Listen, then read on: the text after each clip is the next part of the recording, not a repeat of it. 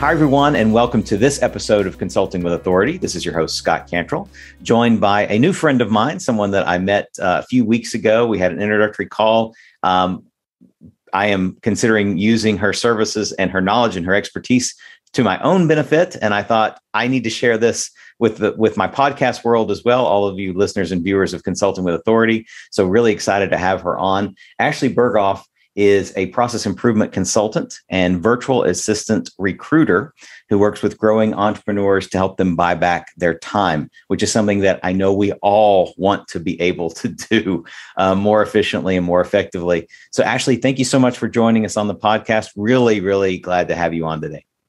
Thank you, Scott. I'm really excited to be here. Looking forward to our conversation. Good. Yes, me too. So let's get started. Kind of, how did you get into this world? Because I will tell you, you are, you think in terms of process and efficiency and effectiveness in terms of how to operate an enhanced way to get more done faster. And that I wish it was, but that is not a skill set of mine. It's not a strength of mine. So I have tremendous appreciation for any time I talk with someone like you who has a mind for that and can implement it. Where did that come from? What's your background in, and how did you get to where you are? Yeah. So it was definitely not a straight line journey, which with most entrepreneurs is, I think we're all in that boat together. Yep. We all zigzag. Yeah. I've always loved this kind of thing. I've had an architect mind from the very beginning. I just didn't know for quite some time that I could make a business out of that. So I studied English in college. I worked in an anti-trafficking organization. I worked in a staffing firm. And through those experiences, started learning that, wow, I keep doing this. I keep looking at the process of things. I keep organizing things and structuring things and wanting to build things. And I love it and I'm good at it and people need it. Yeah. And so the first really intentional job I got was my last corporate job in terms of focusing on that piece. So I looked to operations and project management and found a role in a consulting firm. And I worked there for a couple of years while I was going back to school for my MBA. And by the time I was done with that, I was really starting to realize that I could build a business for myself. Maybe that, entrepreneurs tend to be visionaries. Like you're saying, they don't tend to have that same interest. That's right. And that maybe I could support those kinds of businesses. I've always had an entrepreneurial family, but never saw myself as an entrepreneur. And so I started the business in 2017 as a total experiment. Mm-hmm. Haven't looked back. I don't know if I could go back. No, I understand. No, that's fantastic.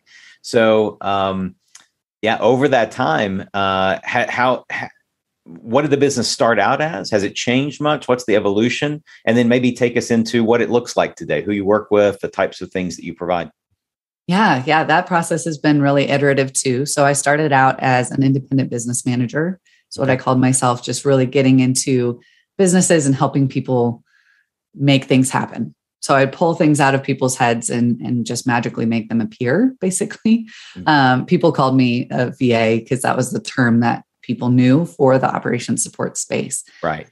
So I started out in that space, started working up to more of a virtual COO role, and then started specializing more in the process and systems design pieces of it. Mm-hmm. As I was transitioning out of being, a souped up VA myself, a lot of times people said, "Oh, you don't do that. Can you help me find someone who does?"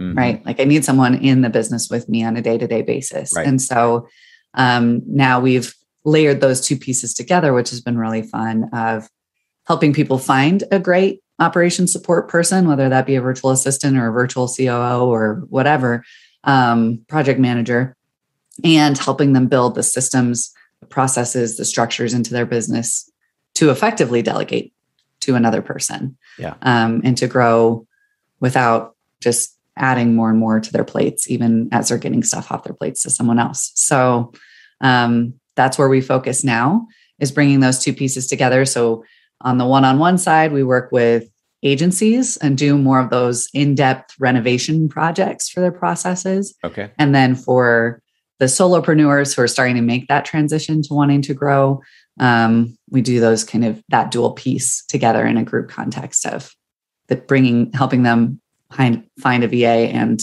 build their systems so they can actually experience freedom as an entrepreneur. Yeah. Well, and let's talk about that a little bit. From your standpoint, whether solopreneur or a small firm, small independent consultancy, or even a larger one for that matter, right? There's bottlenecks and ops issues across the board. It's just in larger firms, you tend to have more money to cover up the problem or to beat down the problem with cash as opposed to solving it with efficiency, right? That's a great point.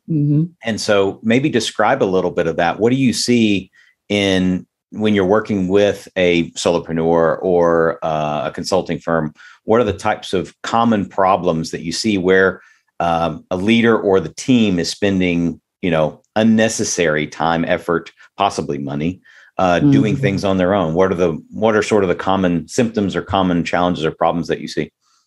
Yeah, a couple things come to mind. One being what I would call the challenge of believing that, entrepreneurial freedom is on the other side of some hill, right? And so I like to say, freedom is possible as an entrepreneur at any phase of your business, but it is never automatic and it will never happen to you, right?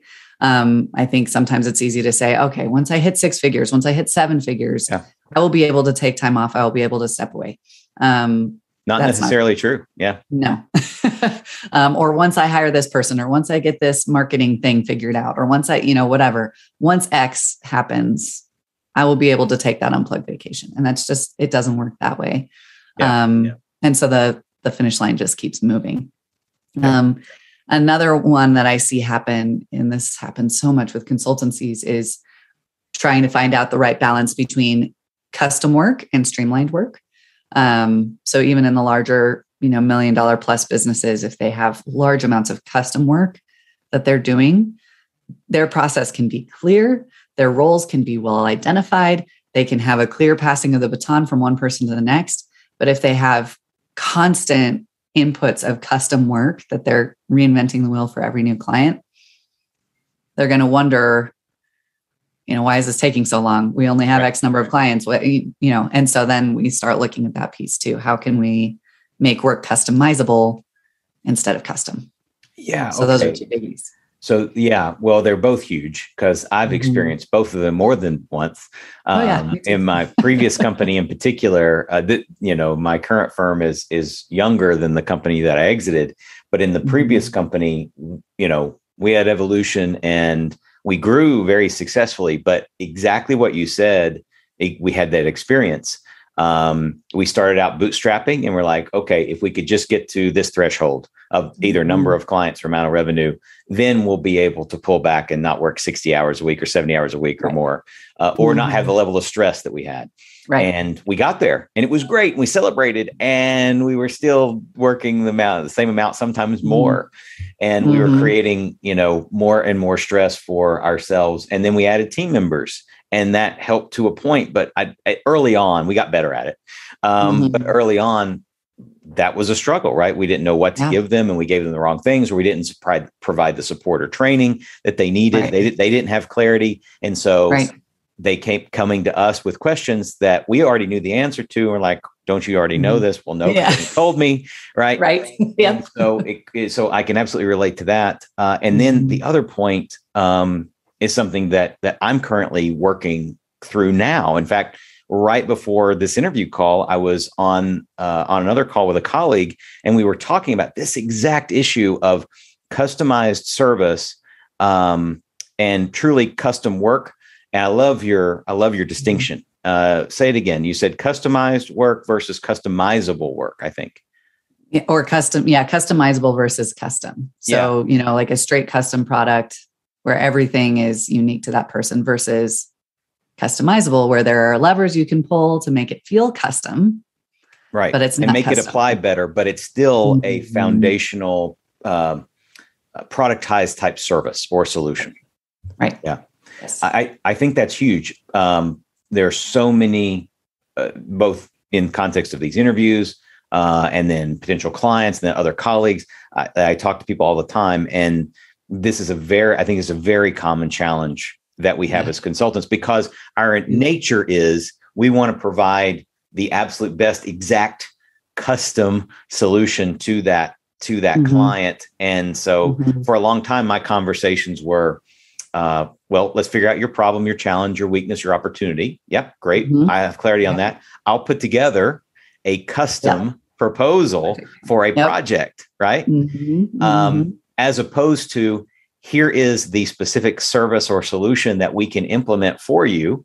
And then here are the 3 or 4 levers we can pull to make sure it's the right fit for you. So I think that's really, really, that's a really, really important gap to bridge. Maybe without getting into too much detail, let's take that one step further. Obviously, on the side of things, this I wrote down. You said once I get to this level, once I get past this month, I wrote down once-itis. Because I've been there. I've suffered from once-itis before. Once this happens, once that happens. That one, I think, is a mindset philosophical issue that we have to work through. And it's wonderful that people are out there like you that help us see the reality that unless something changes, nothing's going to change. Right. Let's spend more time, though, on this custom versus customizable gap.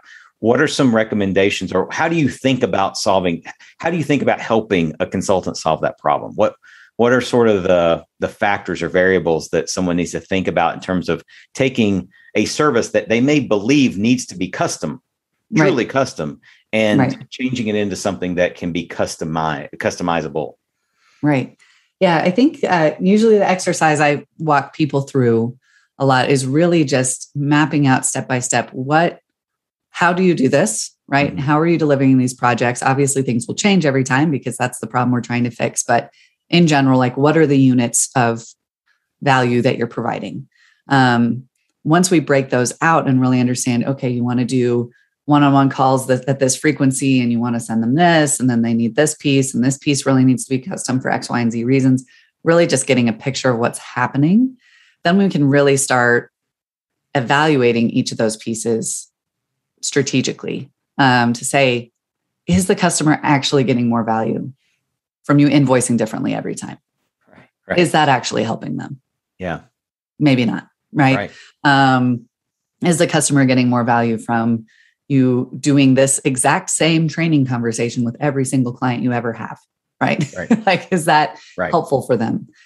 So you can really start looking at it and saying, is the value actually there for this to be custom in this way? And I bring people back to food a lot because we kind of see the variations of this in the restaurant industry, and it's much better defined. It's been around forever. Sure. If you walked into a restaurant and they're a Mexican restaurant and you said, I want spaghetti, they'd be like, no. And even if they said yes, is the spaghetti going to be as good? No, of course. Are you going to have to, if you went into a restaurant that could do anything you wanted, how much are you going to have to pay for that? Right. And what low quality will it be? Yeah, exactly. Right. A lot of people will say, oh, if the menu is 25 pages, the quality of the food's going to be a little bit lower. Right. Right. And so we recognize in those spaces, right, like there's value in having a clear menu of things, and then the ability to say, hey, can I get this without tomato? Can I do this instead of that? Right. We do that. Right. We customize within a framework. Yep. And that makes the restaurant profitable. That makes the food quality better. And it makes our experience as a customer better. Yeah. Right. So when we think of it that way, it's like, oh, we're in the same way. Like, people want to be able to walk in, know what's going to happen, know what's available to them, know that they can tweak some things to personalize it a little bit. Sure.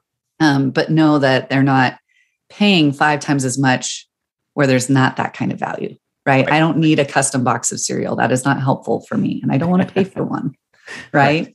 Just give me the Cheerios. That's fine. I don't need my name on the box. I don't need to have like a whole meeting about the crunchiness level. Like, no, just give me the Cheerios. I'll pay my $4 and move on.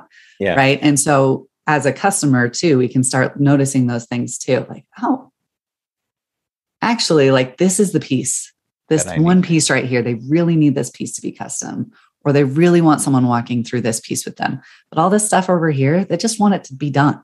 Yeah. Or they want it to go away, or they don't want to have to think about it. How can I streamline that all the way down for both of our sakes? And so you can start doing that with each piece of the process instead of feeling like, no, I have to do it custom. Yeah.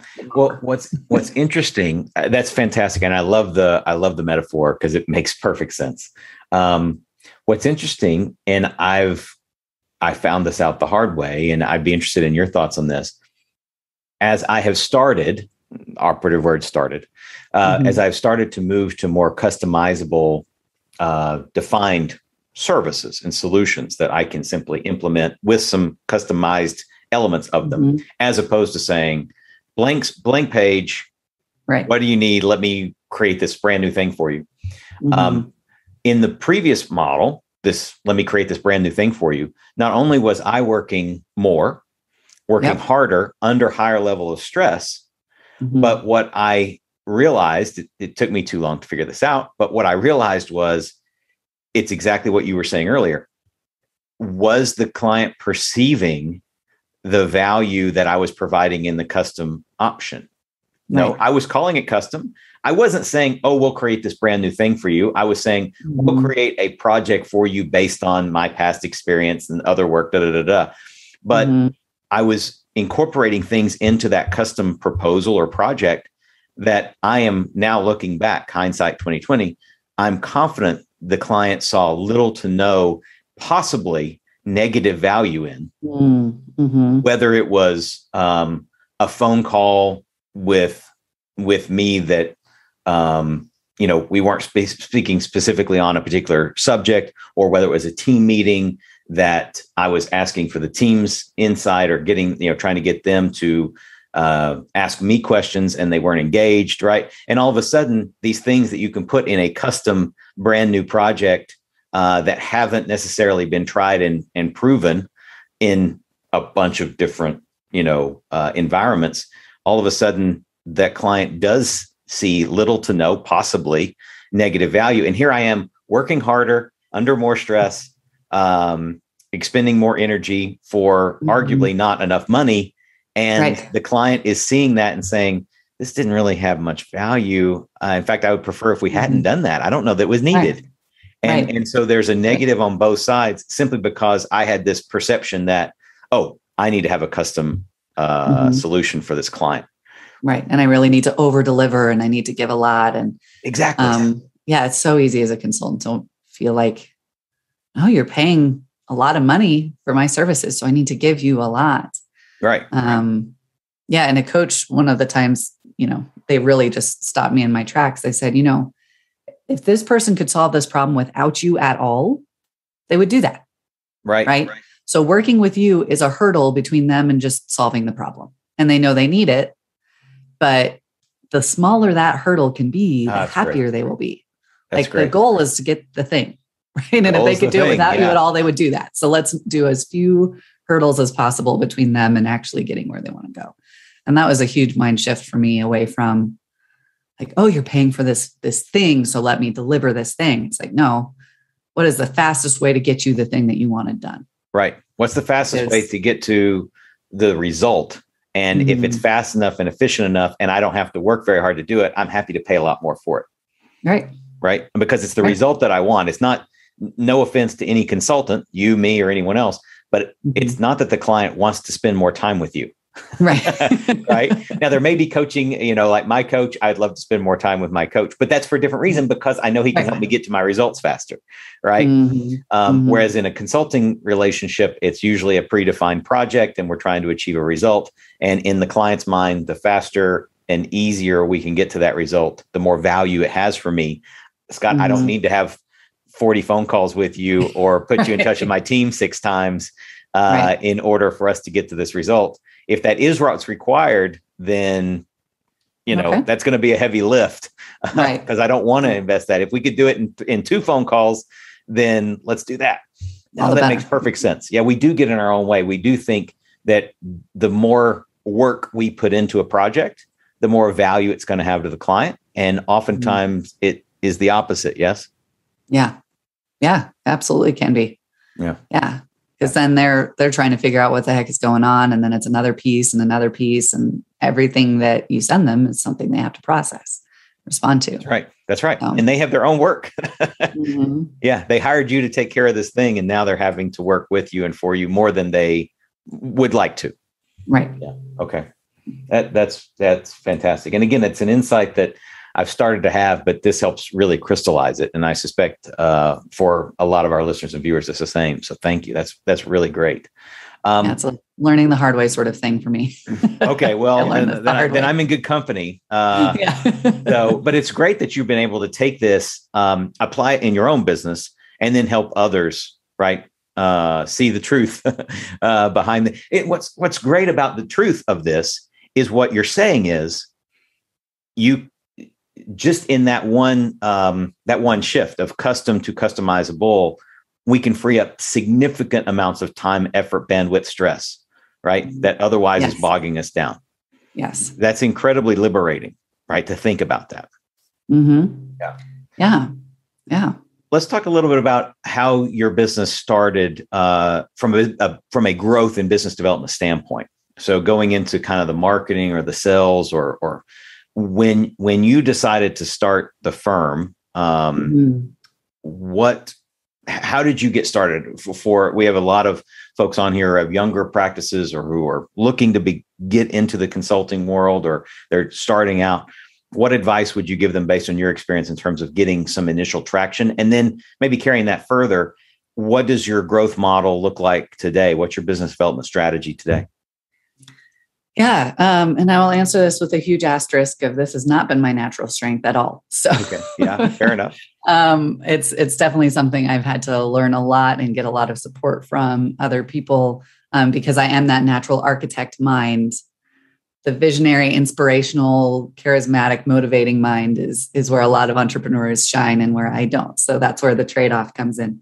Sure. I started off really scrambling. I put up a profile on Upwork, emailed people, let them know what I was trying to do.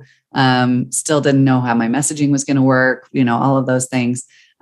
Ultimately found my first 3 clients on Facebook groups, believe it or not. People would post, I need help with this. And I said, hey, I can do that. That's what I do.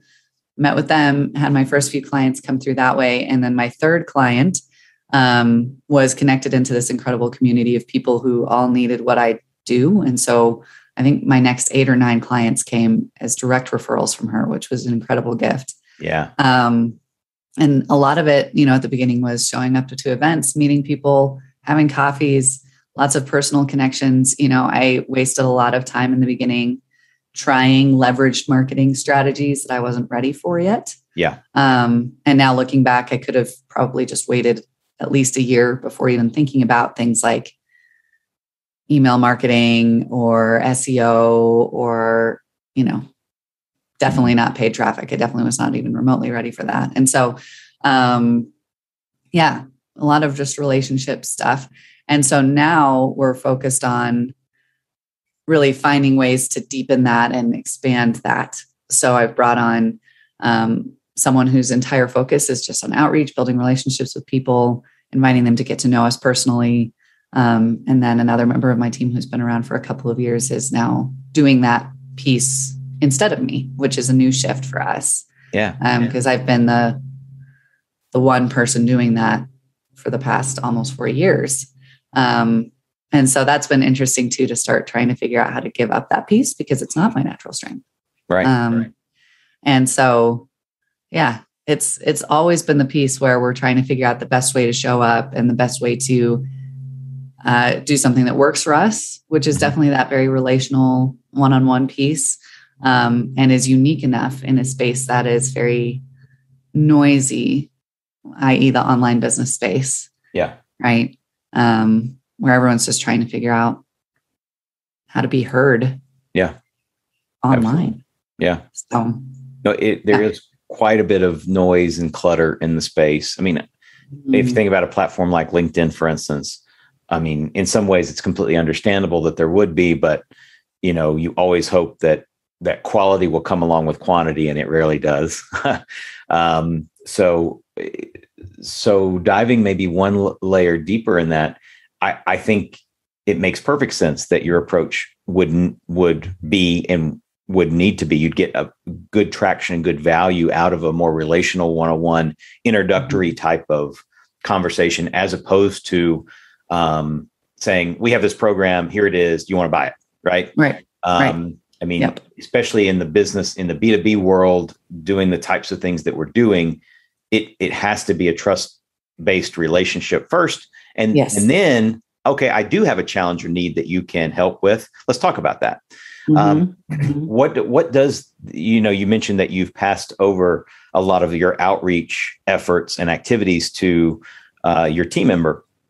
What does that look like without getting into maybe secret sauce? What does that look like on a day-to-day basis in terms of what their outreach? Are you using LinkedIn? You mentioned email. I assume you're probably building a prospect list as well. What is sort of the dynamic of that, at least in its current state? Yeah. So we have a few things at a maintenance level, right? So of course we have a website, we have an email list and a free resource that people can download to join that list. And I do weekly blogging and those sorts of things. So we kind of keep those and maintain those. But on the outreach side, yes. Jordan, who's on my team, we just switched her out of Instagram into LinkedIn. She reaches out to people, engages on their content, and really tries to help, support in that way. Because I think most of us who are out there creating things, the best thing someone can do is actually, thoughtfully engage with that. Acknowledge that, right? Yeah. So she always does that, just gets to know them a little bit and then invites them to a virtual coffee with Jen, who's on the core team and leads our virtual assistant recruiting program. And so she can just have a virtual coffee with people, get to know them, understand what they're doing, because we also really want to know who's great out there doing other things so that we can amplify their work, refer them to people as much as we can. So she can just have that virtual coffee. And then through that process, they're like, oh, hey, I know someone who needs what you do, or, oh, I need what you do, or I might need what you do. And great, we can have a separate call there. But we always wanted to make sure not to ever pitch someone who wasn't asking for it, who didn't express like, oh, actually, can you tell me more about that? I want to know more about that. Right. Because I think, especially the business owners that we're talking to, we're just all a little tired, maybe a little jaded about the amount of pitches we're receiving. Yeah. So we want to be really aware of that too. It's to say, we want to find the right resources when we need them, but we also don't want to be pitched 15 times a day for a variety of different things. Right. And I think it really is about two things. I think it's obviously about tone, but equally, or maybe even more important, it is about that getting that invitation to have that conversation, as opposed to trying to just shove it down someone's throat in a personal setting, right? I mean, we're all exposed to advertisement, and there is a difference in my mind between seeing a sponsored ad on Facebook or LinkedIn. I know what that is, right? And I can appreciate it for what it is. And that ad is always going to be in that spot on LinkedIn or Facebook, right? I'm going to see it. And then if I'm interested in that, I can click, but it's my choice to do that, right? As opposed to a LinkedIn message, for instance, someone invites you to connect, you accept, and then immediately comes the pitch. Do you want to ultimately asking, do you want my service? Do you want to work with us? Right. And it's like, that's too much too soon. It's like, I guess if you happen to hit the exact person, the exact moment they have that need, then maybe they'll click and go through that process. But I found it so much more valuable. But how many people do you turn off? How many people are resistant to you who could in the future be very legitimate, worthwhile clients? Right. And so I think your approach, it's the same one that I generally take on LinkedIn. I think that's actually how we engage. Yeah, I was going to mention that. Yeah. In our first conversation it's more of I'm interested in what you're doing. And I'd love to have an introductory call to learn more about what you're doing, share what I'm doing. There may or may not be a way for us to work together, but the bigger our respective networks are of professional quality people, the better that is for everyone. Right. And so, and I think most folks in our space, in the consulting space, have that general mindset. And so anyway, you don't need me to affirm that because it's obviously working for you, but I will. Well, I appreciate that because that's how we are connected. Right. And, you're in the marketing space, right? And I'm hearing from people in that space all the time.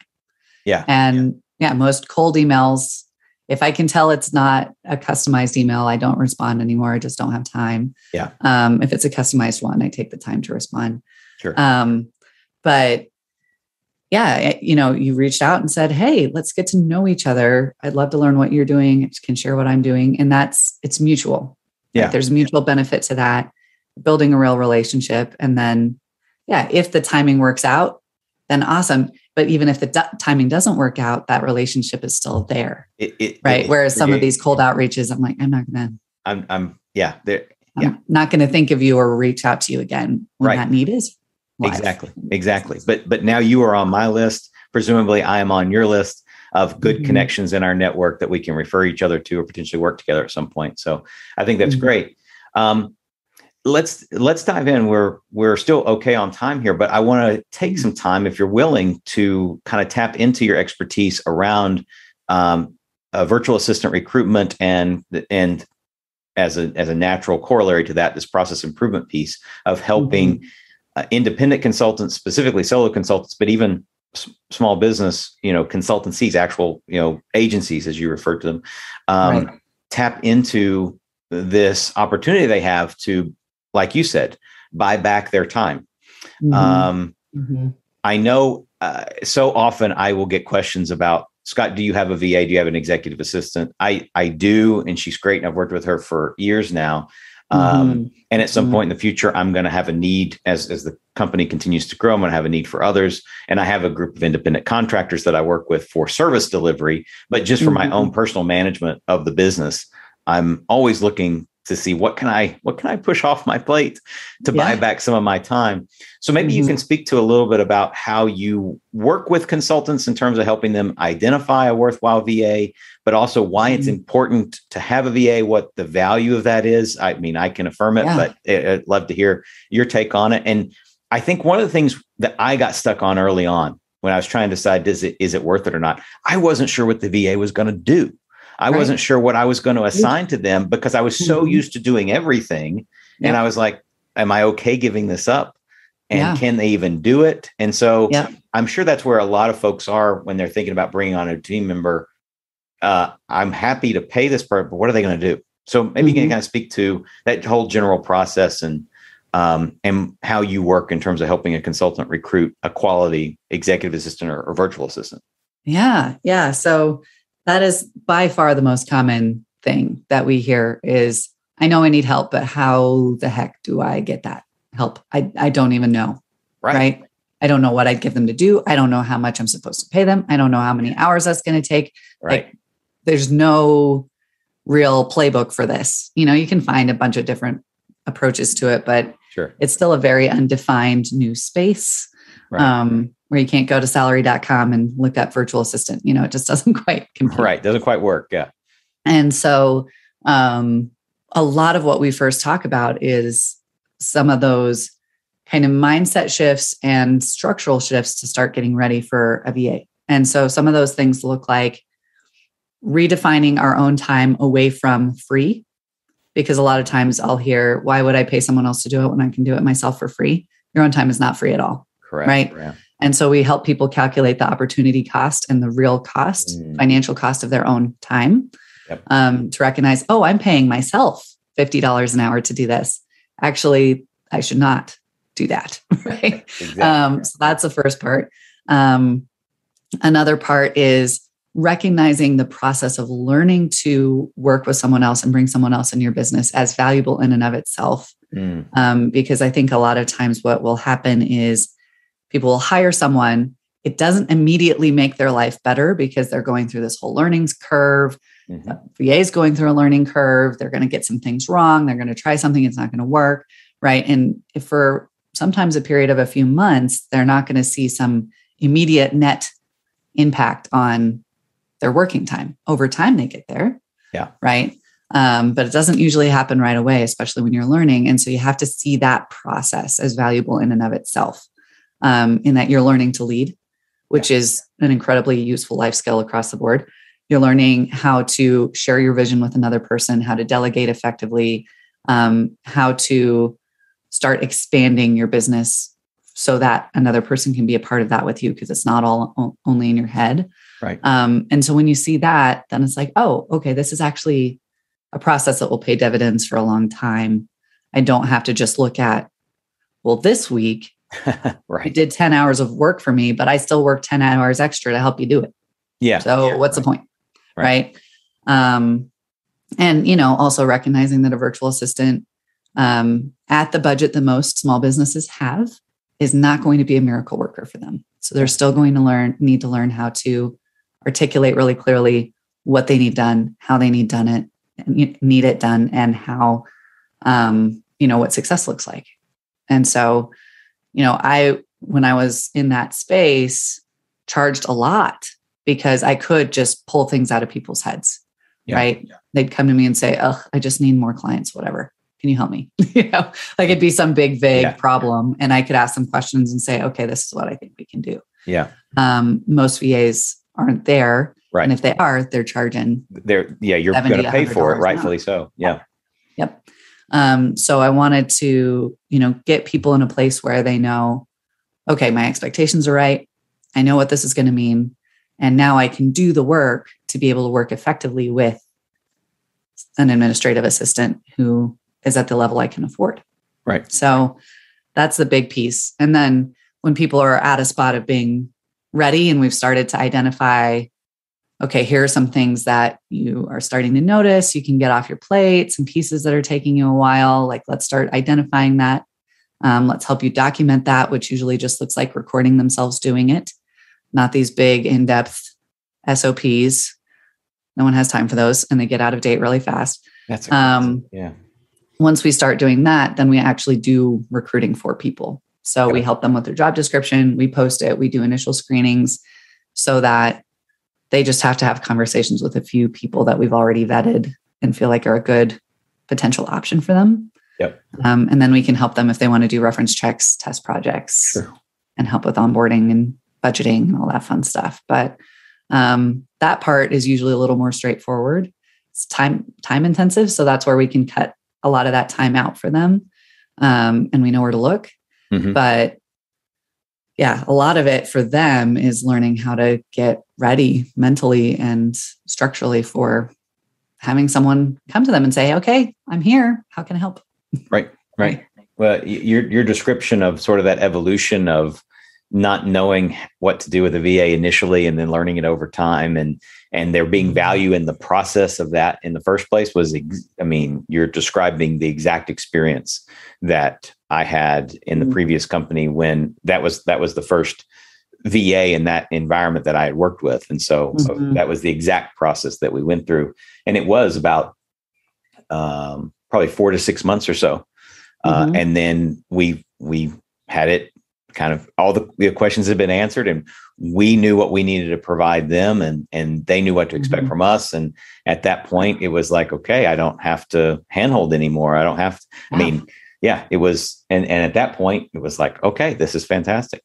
This may be a loaded question because I'm sure it will vary from client to client, but I suspect there are some commonalities here just to get people's minds open to the impact of what a good VA can do for them in their business. What are some of the most common areas or tasks or activities that provide consistently the biggest time or stress savings for a leader, owner, principal of an agency that you've seen in terms of, I'm finally able to get this off my plate, or at least partially off my plate? Yeah. There's definitely a lot of variability. But in terms of kind of categories, I think, especially for our first virtual assistant, a lot of where people start seeing benefits is in executing on a marketing plan. Marketing, as you know, is incredibly time consuming. Yes. If no matter what your strategy is, right? Right. There's no getting away from that. Because you're building assets, you're reaching out to people, or you're doing these things, right?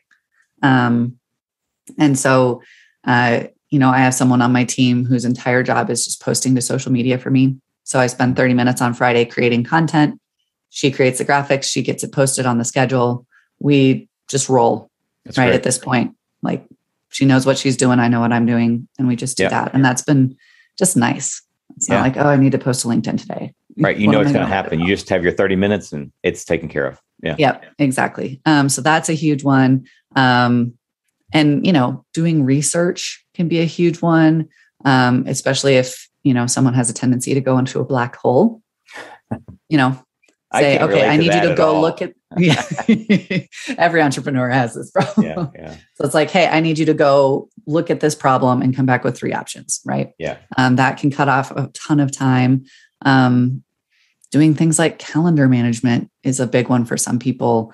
Invoicing. Yeah. Though hopefully you streamline that enough where it's not too huge of a lift. That can be a helpful one. Answering common questions, customer service sort of stuff, can be a huge one. And then you can start potentially expanding. Yeah. Right. So Jen, who's on my team, manages an entire arm of our business now. I just came back from a week-long vacation. Things were fine. Yeah. Yeah. That's great. So there are things like that where I know, if I were to get hit by a bus this afternoon and needed to be in the hospital for a month, things would be rough, but the business would keep running. Right. She could keep things going. And that security is huge. So over time, you can start building to that kind of level too of, if I need to drop off the radar for a month because life happened. Yeah. Someone's there. Yeah. I mean, the level of peace of mind that provides, and it doesn't matter at that point, whether you're leading a team of 100 or a team of 10 or a team of 1, to have that level of peace of mind is incredibly freeing. Yeah. So, that's excellent. No, that's fantastic. So I just wonder, thank you for kind of going through that list, because I think it's important for everyone to kind of see the categories that a VA can work within. But if you imagine a VA working in your business in one or more of those areas and doing those things, number one, you might be able to do things that you need to do that aren't getting done. Right. So there's that aspect. But then there are things that you're doing that you just don't need to be doing. And so it's a win on both sides of that equation. The impact is immeasurable in many ways, because it's not just the time, it is the time, but it's the energy and it's the stress. And all of that goes down. We're coming up on time, but this has been a fantastic interview. I really appreciate it. It's always great to speak with you, and I'm excited to have future conversations as well. I like to end each interview with this question. Most important or biggest lessons learned, and it can be on the personal side or professional side over your career, that might be relevant or applicable for our viewers and listeners. Yeah. One of the things that shocked me about entrepreneurship, had no idea, was that by far the biggest learning curve and change in my life would be myself as a human being, not just my skill set as a professional. I expected that piece, right? That I would be learning marketing and operations and how to lead a team and all those things. And that's great. But it has changed me immensely as a person, how I show up in the world, how I see myself, how I think. And that was really hard to realize when I first realized it. But I've learned over the years to see that as one of the hugest blessings of this experience. Yeah. And one of the reasons that I have no intention of ever going back. And so, I mean, if anyone's listening and they're like, I didn't realize this would force me to, go to bat with my deepest fears. You're not alone. And it's a good thing, at least from my perspective. Well, I will agree. I mean, certainly if you are, I would argue, and I'm not, I haven't been an entrepreneur for 150 years, but in my experience as an entrepreneur, I can speak from that.